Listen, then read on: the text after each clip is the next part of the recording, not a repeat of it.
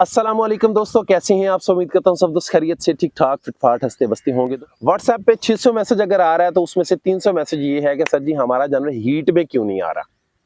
ये एक लाइन आज इंशाल्लाह वीडियो में क्लियर करूंगा कि आपका जानवर हीट में क्यों नहीं आ रहा। इनकी 3-4 मेन वजूहात क्या हैं, हम क्या करें कि हमारा जानवर टाइम पे हीट में आए। तो मैं हूं आपका होस्ट डेयरी गाइड मोहम्मद शकरुल्ला और आप देख रहे हैं animal and farmer TV YouTube channel. ये वीडियो है सिर्फ गाय और भैंस वालों के लिए कि आपका जानवर हीट में क्यों नहीं आ रहा। तो गौर से सुन लीजिएगा, मजीद अगर कोई बात समझ नहीं आई तो कमेंट सेक्शन में पूछ लीजिएगा। सबसे पहले नंबर पे हमारा जानवर हीट में क्यों नहीं आ रहा, उसकी मेन वजह है हमारी डिवर्मिंग ना करना, हमारे जानवर को टाइम पे पेट के कीड़ों की दवाई ना देना। हम अपने जानवर का ख्याल ही नहीं करते बिल्कुल। कभी कभार फार्म पे ऐसा भी होता है कि मैं जाकर पूछता हूँ कि यार अपनी डिवर्मिंग करवाई, वो कहते हैं यार वो क्या होती है, पेट के कीड़ों की दवाई होती क्या है। मैं सही बता रहा हूँ, वाकई इस तरह के लोग हैं जो कहते हैं यार वो क्या होती है, ये तो यार 6 साल की हो गई, छिगी हो गई है, ये चुग्गी हो गई है हमारी चोटी, लेकिन हीट में नहीं आ रही। जब अंदर हाथ डाल के देखा जाता है तो यूट्रस उसकी छोटी सी होती है, ना मैंने उसको मिनरल दिया जाता है, ना उसको जो है वो डिवर्मिंग करवाई जाती है। तो एक वजह मेन जो है वो डिवर्मिंग है कि आप अपने जानवर को हर 90 दिन के बाद पेट के कीड़ों की दवाई पिलाएं। ठीक है जी, उसका एक अलहदा तरीका है, वो पिलाने का भी तरीका है, उस पर मैंने वीडियो बनाई है, कोशिश करूंगा उसका लिंक दे दूंगा। दूसरे नंबर पे है हमारा नाकस मंडा, जो हम अपने जानवर को डालते हैं, जिसका सीपी रेट 20 से कम होता है, या उसके अंदर टॉक्सिन की मिकदार ज़्यादा होती है, या एक्सपायर होता है।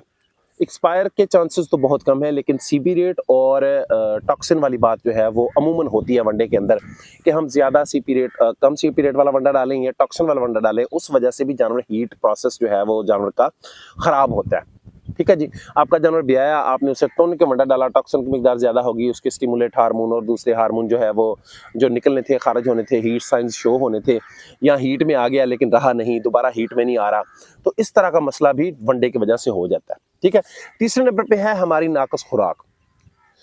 खुराक का नाकस होना किस तरह से है कि आपने टाइम पे चारा नहीं डाला, टाइम पे पानी नहीं दिया, टाइम पे उसे मिनरल्स नहीं दिए। हमें डॉक्टर ने लिख के दिया तो फिर हमने मिनरल दिया है, वैसे हम जानवर को मिनरल देना फर्ज समझते ही नहीं। अब वो दौर नहीं है, वो खुराकें नहीं हैं, मिनरल देने चाहिए जानवर को। आपका बच्चा है छोटा, उसकी केयर करना शुरू कर दें, छोटी बछड़ा ही है। अगर आप कामयाब फार्मिंग करना चाहते हैं तो वो शुरू से लेके चलें, साथ साथ मिनरल्स वगैरह दें जो खास तौर पे उसके हार्मोन डिस्टर्बेंस को सेट करें। उसके हार्मोन अगर डिस्टर्ब हो रहे हैं जानवर के, मादा जानवर के, तो वो सेट हो जाएं। चौथा नंबर पे मेन चीज़ कि सर हमने जानवर को टीका भी लगाया है, कंसेप्टाल लगाया है, डेलमेरालीन लगाया है, डेलमाजीन लगाया है, तो वो हीट में क्यों नहीं आया। उसकी एक वजह ये भी है कि हम डॉक्टर साहब के पास गए, उन्होंने हमें टीका लिख दिया, हमसे हिस्ट्री नहीं ली कि जानवर आपने लिया था, पैलन है, क्या सीन है, उन्होंने टीका लिख दिया, हमने जाकर लगा दिया।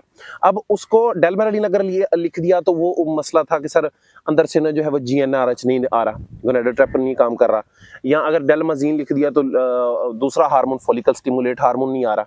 ठीक है, तो बाज़ औक़ात डॉक्टर जो बड़े डॉक्टर हजरात हैं वो लिख देते हैं डेलमेरालीन, वो इसलिए लिख देते हैं, को कहते हैं यार ओवा टूटेगा, दोबारा से कार्पस ल्यूटियम बनेगा, ठीक है ना, वो दोबारा से सारा प्रोसेस बनना शुरू हो जाएगा, प्रोजेस्टेरोन खारिज होगा, फिर एस्ट्रोजन फॉलिकल बनेगा, एस्ट्रोजन खारिज होगा, फिर उस हिसाब से दोबारा जानवर हीट में आ जाएगा।